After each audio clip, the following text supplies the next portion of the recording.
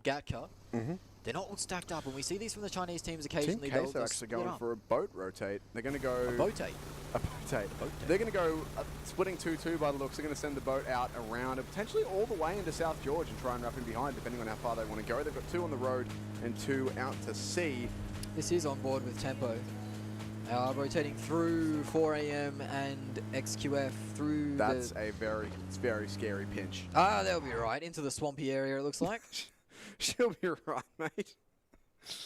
Oh dear, it looks like they are going to get away just for free. 4 AM might have heard the car. Yeah, might have heard the car motors, engines.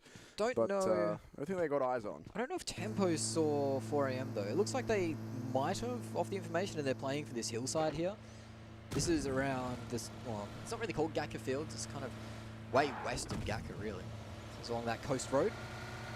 If a game ends here, you can expect to see a lot of slippery snakes in the grass. A lot of worms in the dirt. Everyone ditching backpacks for lower profiles and hiding as best they can. Yep. Here is the circle. Once again, having a look at our teams that are yet to rotate in. Fnatic are actually holding off like this bridge. They might want to try and stop FFQ. I think that Fnatic don't have a lot to lose in this situation, really, do they? I mean, they are sitting about flush on the bottom of the table.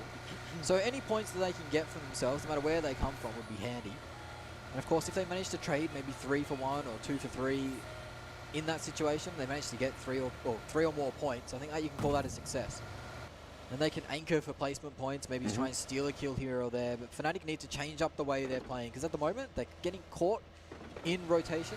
Their scouting player is getting caught every single time. That leaves them in a 3-man situation. As we see the elimination leaders pop up, DKG start to break in there and break up the 4 AM stranglehold on it. You know what hasn't changed though?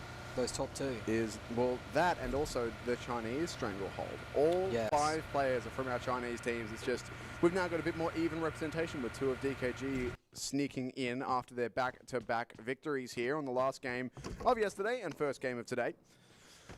So, pretty much as we expected, the Chinese teams are being given how dominant they've been in the server, it's unsurprising that they dominate the stats as well. Yudo, careful jumper. One player might get stuck here with Orange. Jumper's got to get a move on here in this buggy, but doesn't look like any fires come his way just yet, and Orange were a little slow to get out of their vehicles. But they did stop their vehicles and make sure they could get out safely without just getting bounced into a tree, so that's not the worst thing in the world. But Orange actually look like they want to commit to this chase. Not a bad shout. This is where we'll start to see teams getting a little bit more desperate, a little bit more silly with their decision-making. Try and take those one-man duels or even take those rotations out of play. Crashing into a rock is not really what you want to be doing with the UAS on a Sunday morning as the bridge camp commences. Scout's actually on the high ground on the bridge and he's found Dalai. FFQ have walked right into the loving arms of Fnatic, and another spray down from Scout. He's got a second. They don't know where he is. I think he could get a nice nade here if he manages to time it very well. Oh, it comes down back onto his feet, so he needs to be careful with that. But Chopper taken down to half HP. I think Scout knows that there's only one more player there. Taka at the end of the bridge. He's not going to be able to answer, and he's probably heard Chopper's footsteps here. He goes around the corner, spraying early. Doesn't manage to connect. But now he comes around the corner in full view. Scout takes down Chopper. That's a 3rd knock. It is just Tucker at the end of the bridge, and Scout's done himself a great deal of good here and putting Fnatic up off the bottom of the scoreboard. As Hayes just falls to his demise into the water, offering up the box. Taka now with not a lot of room to wriggle around in. He's going to try and take it off, I reckon he has. Gonna have to bail here. In the meantime, Uneven finds a knock onto Unique.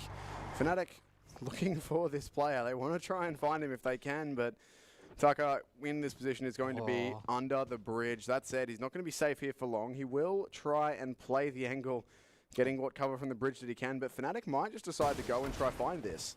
They know it's a reasonably free kill. He is stuck in the water. I think they might have a clue now. Yeah, Oasis is going down, but I'm not sure if he's on the right side. But I think Tucker's on the right side of the pole to be hidden at the moment. He hasn't been spotted just yet. Tucker will be hearing the engine of the car on the coastline, desperately line of sighting it. I think he might just be okay.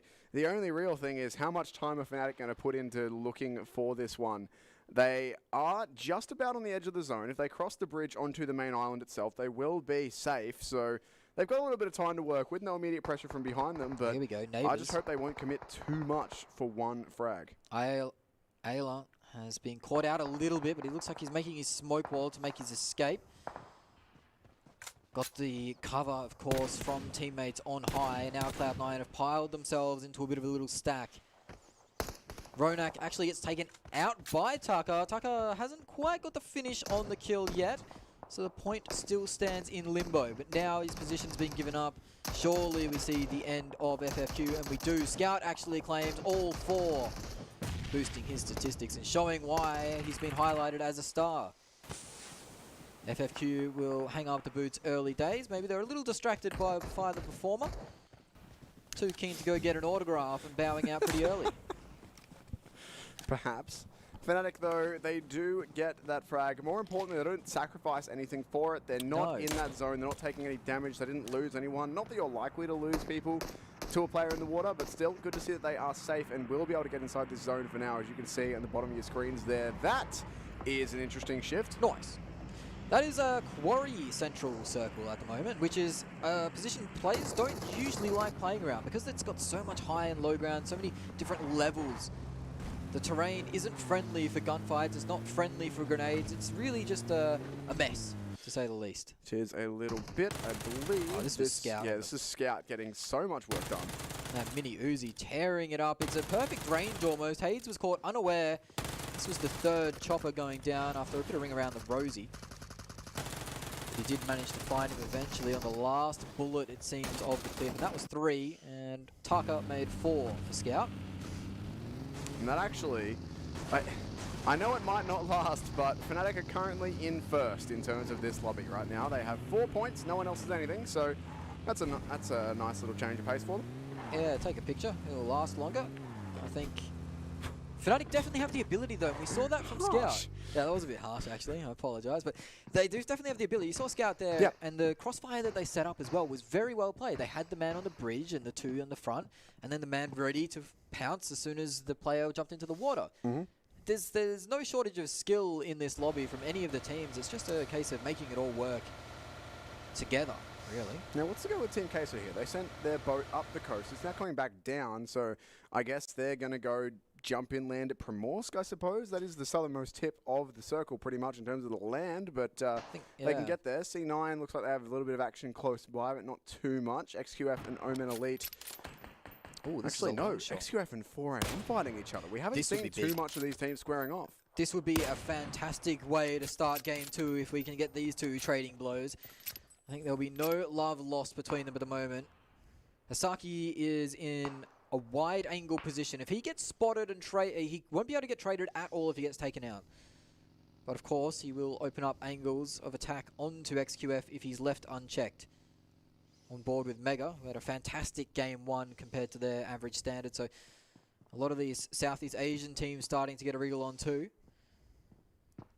Speaking of which, Yudu coming out as well. They're eyeing up these yellows, but they are occupied by Synergy, who haven't had the best tournament, as you highlighted there. Sitting around that 8th place all the time. This is an aggressive crash, you know, if you go for it. This is very aggressive, but this is the type of action that needs to start happening for these teams in that middle of the pack or the bottom of the pack to start moving up.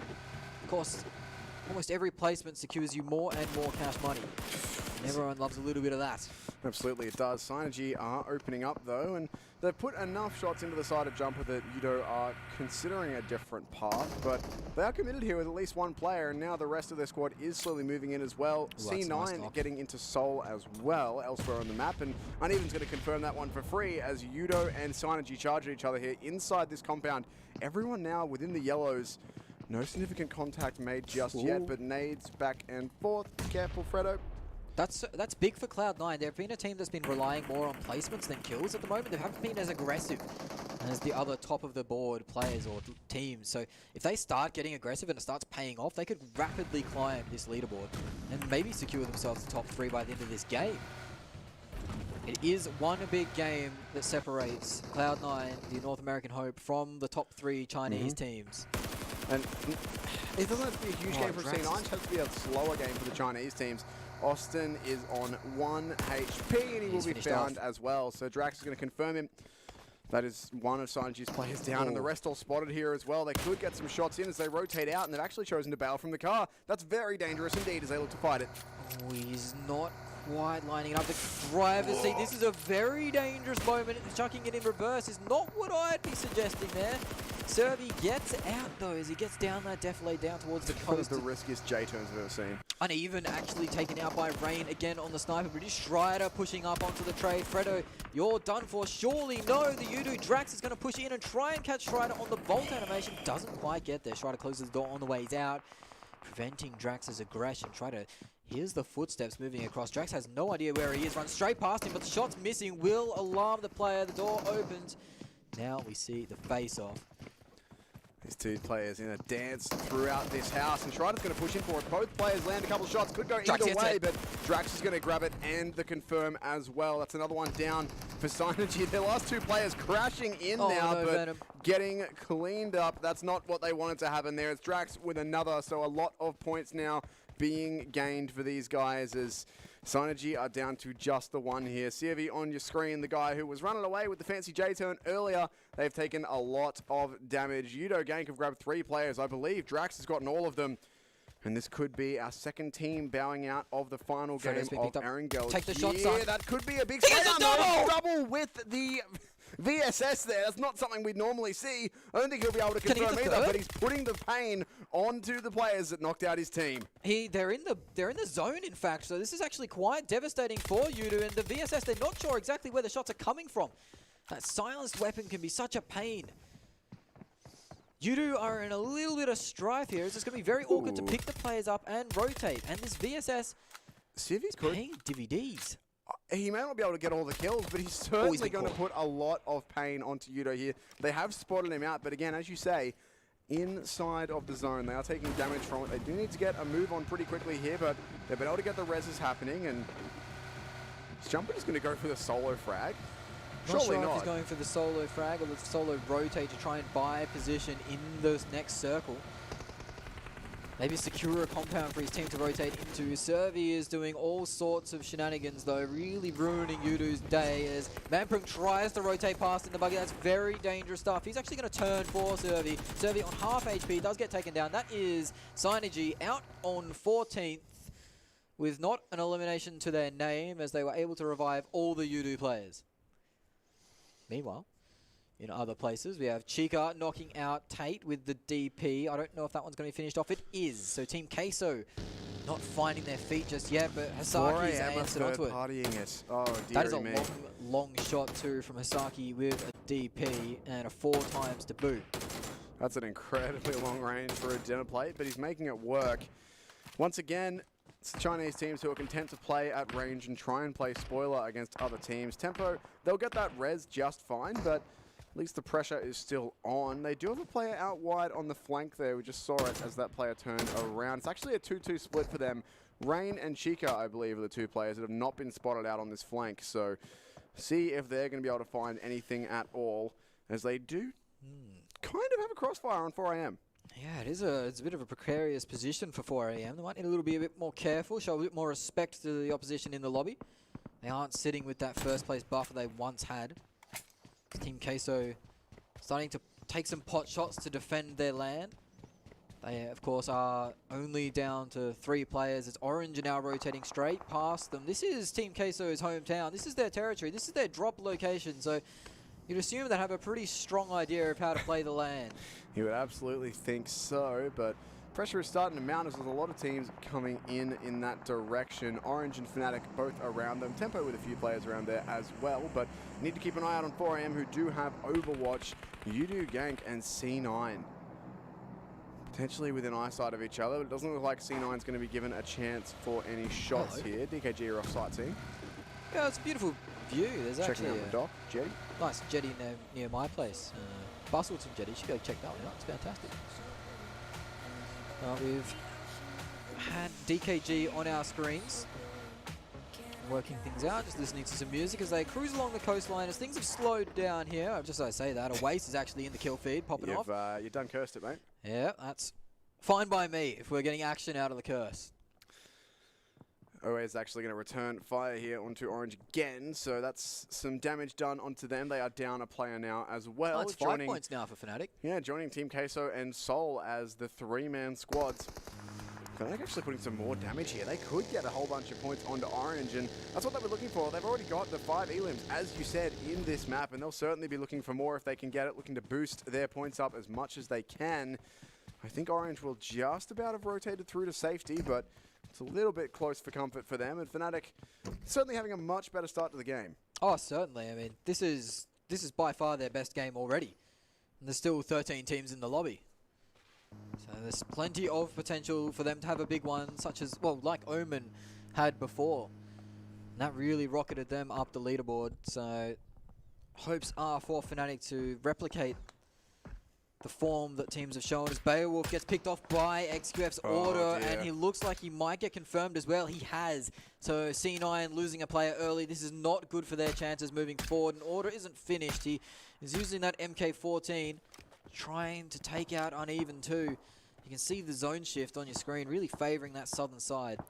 This is a bit of a nightmare for C9. Not only are they pinned down, but all the damage that they're taking is from one of the teams above them, who they really don't need to be giving more points to. So need to try and get themselves out of this situation if they can. But Uneven's just taken another big shot there. C9 really struggling now, as you do have nailed them with grenades. Uneven's going to go down to that with the grenades coming in. C9, I think, are just done. They're done. I think they're out. 13th place for Cloud9. That is a disaster for the North Americans. That's not what you want to see if you're a fan of the North Americans. Yudu are on fire at the moment, replicating their form from game 1 of the PEC. I think Drax might have taken at least 3 of the kills there as well, so he could be getting his tally up quite high already. There are opportunities to come back on Miramar for Cloud9. Game 1, for reference, was 12 kills for Yudu. So they're showing a bit of that here now, already sitting on 7. Still with 12 teams and 45 players to go. Much better for them indeed. And they're back into it. More damage here as they're looking to knock out one of Sol's players. Mortal crawling in the open, no cover at all possible. Jumper room confirm. It's 8 points for Yudu Gank now. Doing very well indeed. Again, it is these kill points that matter more than the placements. They'll be very happy with this start to things. They need to be careful. Oh. But they've actually found the shot onto XQF. Never mind, I was about to say they should be careful, as XQF are close by. And they have been good at these long-range fights, but it is Yudu Gank who will open up with the first knock. It's been Drax's game so far. He's managed to hit shot after shot, but Sol have gone from strength to strength. Well, they've actually gone from into the fry pan, into the fire. Suck manages to get the double spray down there, getting the car, and that leaves one player alive for Sol. So their game 1 success is short-lived as they're stretching out now, and Mega are getting pincered by Omen, it seems. Tempo are answering onto Unique at the same time, but it is the fight we're going to be following, the Mega versus Omen. Unique just around the corner as well. This is a disaster for Mega, who are a team that were looking to elevate themselves in the rankings. Omen had a fantastic game 1. They're looking to get some more points in game 2. They'll claim a few. Sixless, the stand-in, doing work. Carnage answering as well. Rain and Nico from Tempo are wiping out Unique, and Yudu are now crashing into Savano. That's not someone you want to be answering to. Vampering will go down, leaving Yudu with 3. And 3 kills for 4 AM early days. This is very reminiscent of some of their second game yesterday. It is indeed. Yudu certainly started off the right way, currently sitting at 8 frags, but they've given up a man to 4 AM. That's not what you want to be doing at all. Mega going to have one more knock. The circle is going to center up on Tempo Storm. They'll be very happy with that. 4 AM have split up looking for frags, by the way. They've already got a player in the center of the circle. The remaining 3 are together as XQF put more damage into Yudu. That's a team that, again, they had a great start at this game, but they don't want to go out too early here, and they're already down to just the 1 player if they can't get their reses. Yeah, it looks like Yudu just go out. 6 kills for Drax is going to get them some good points, but it is Scout that finishes him off. So Fnatic now claim themselves their 6th kill, as Paraboy has the line of sight onto Omen. Carnage and Wi-Fi cowering under pressure from the star players M16. Not quite landing the shots, but he'll definitely be letting them know he's around and has the line of sight onto them. Unique only down to 2 players as well, just over the ridgeline. The zone has been very favourable for Omen today, and it continues to be as they find themselves inside the zone again. If they can clear out Unique, they have a free run into the centre. which is where Tempo are currently hiding, so things won't get easier for them, but the main thing is they need to avoid this pressure from XQF, and you can see that they're still taking shots on the way in. There you go, Mega has been knocked out as well, so they'll be bowing out in 10th place with no kills, unfortunately. That'll give them 1 point overall. Unique struggling to find ground at the moment as Dexy has thrown a nade Stalker's direction and he's caught it with open arms. Orange going down very quickly. They're down to one player. Fnatic. Scout actually gets the knock onto Pop Pop, but Marco confirms Stalker with the nade of his own.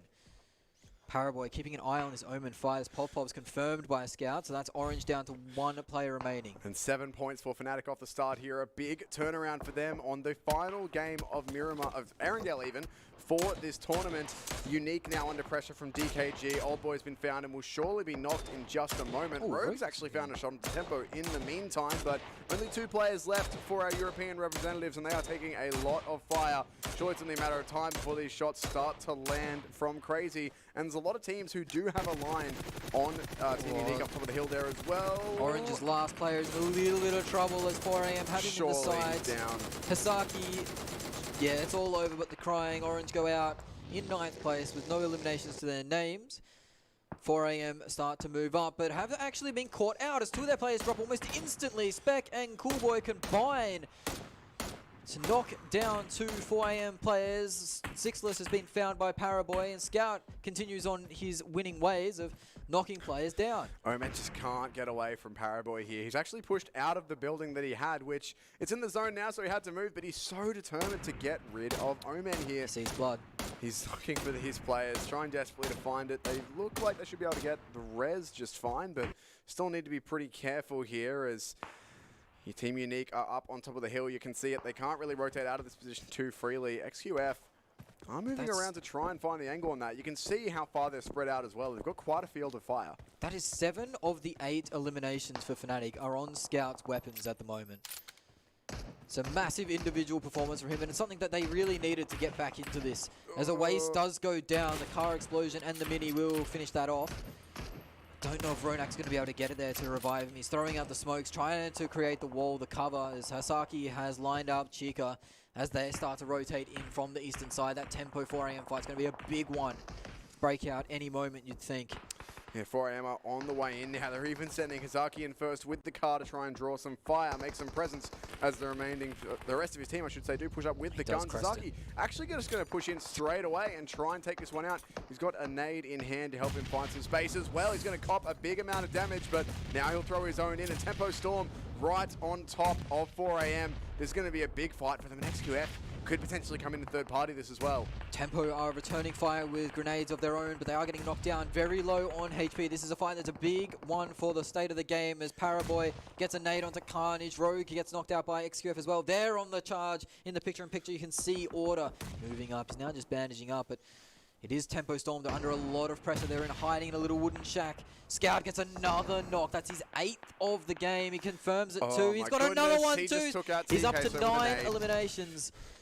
4 Scouts so far. Can he break double digits? We'll have to wait and see as Spec finds Fanovo. That's a good knock as well, returned by Hisaki. The flank comes out. Zinhi, 3 players from Tempo on the deck. Nico, the only one remaining. What can he do to hold on to hope for the North American team?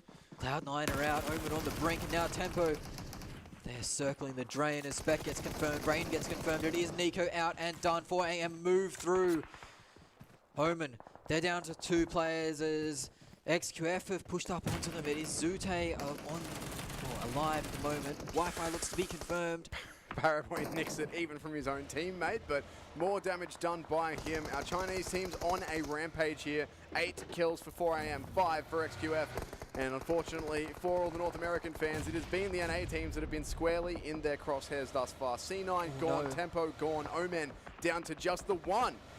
As Sixless takes a grenade and is knocked down. It could be all of our NA teams going out very, very early here. That nade looks, I thought it was good, but won't clean up Sixless. However, it's only 1 player left for Omen, desperately holding on to it. It's Fnatic who are still the points leaders, though, with all of their early frags, sitting at 10 thus far, and 4 players still up. Yeah, the Chinese teams look so strong at the moment. We've got 3 up for 4AM and then 4 for XQF and DKG. Fnatic, the only other team with 4 players remaining, really have to play spoiler if we want to see a region other than China take this game 2 of the day out, game 6 in total. Zute left alone in the wilderness. Not sure if XQF know where he is. Unique have Old Boy as well that can play spoiler. He's in a fantastic position central to the circle. Fnatic aren't occupying a lot of territory right now. It is DKG with the most territory as Omen bow out to the zone. Yeah. And Jinhee knows and gets the nade onto Ash. This could signal the end of Fnatic. 4AM might play aggressive here. They is evened up to a 3-3. Scout starts to throw the smokes out. Has the idea of picking up his friend in Ash. Look how confident 4AM are, though. They're already on this fight. And actually, they're engaging with XQF as well. Fnatic getting involved in this fight, too. All 3 Chinese teams are fighting Fnatic from very different angles here. DKG pushing around. 4AM trying to avoid getting crossfire there as well. Jinhee's going to fall back to his teammates. Doesn't want to get caught. XQF already moving in here as well. Ooh, this is deadly. All of our teams with the large amount of members remaining all on top of each other. 4AM and XQF getting stuck into it now as 2 XQF players are knocked. Svanovo continuing where he left off yesterday. He's in a fantastic position. If he can win this 2v1, that will be XQF gone. And 4AM's hopes rely on Svanovo, you feel, as he gets the spray down, trying to confirm these 2 XQF kills in the distance. Paraboy knocked down, and Jinhee now gets under pressure, under fire, manages to escape for a little bit, find a little bit of respite. Fnatic pushing in from the southern side. 3 players strong. It is DKG in position, you'd say, with the spread of the zone and the players remaining. There's still a possibility for our Chinese teams to have very big wins here as well. 4AM already on 8 frags, DKG on 5. Fnatic, if they can hold on into the top 3 with how many kills they currently have, that'll be a very, very big boost to their points. They've already got 10 so far. 4AM on the edge of the zone, taking a lot of damage here. DKG spraying away with the dinner plate, getting a lot of damage done there as well. That is 4AM really struggling now with just 1 player left. That was a disaster for 4AM as one player was standing on top of where another player was prone. The spray led to both of their demise as Old Boy from Unique might actually be in here. If MadGG stops at the wrong opportunity, Old Boy could find him, but looks like Oasis pushed up into the clutches of DKG and claimed 1 knock and a confirm. Scout back on it. He's got Mox in the star from DKG. Scout, that might be his 10th kill of the game. It is, in fact, so he's really dragging his team along, kicking and screaming. And this is top 3 secured for Fnatic now with 12 points. They're getting, at minimum, a 22-point game. They'll be very happy with how this has gone for them, and they're not done just yet. XQF and DKG are fighting each other. Scout has somehow found another one with the car explosion there. 13 points for Fnatic, and they're not slowing down just yet. This could be a chicken dinner for them. 2 players for XQF, 1 for DKG. They do cop a knock from Jimmy, though.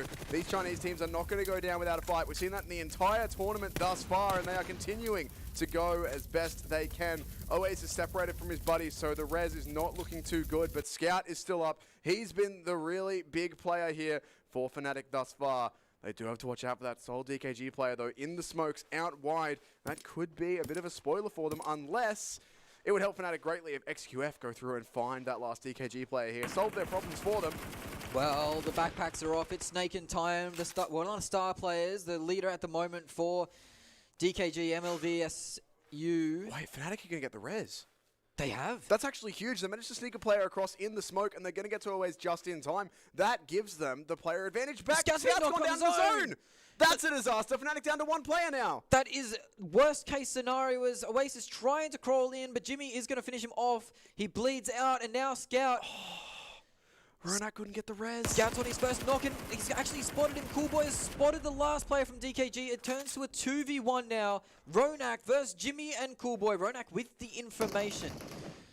But I'm not quite sure he has the advantage in this situation. Scout's going to get confirmed out by the zone to no point for XQF. Oh my goodness! Spotted in the grass. XQF take their 2nd win of PEC. And that's going to go a long way to putting them in 1st place. Fnatic had an absolutely fantastic game, though, something they desperately needed moving into 2nd place with a lot of eliminations. I'm not sure exactly how many it was. We're doing 13, 14, somewhere around there. We will have to have a look, but that was a much better game for them. All credit where it's due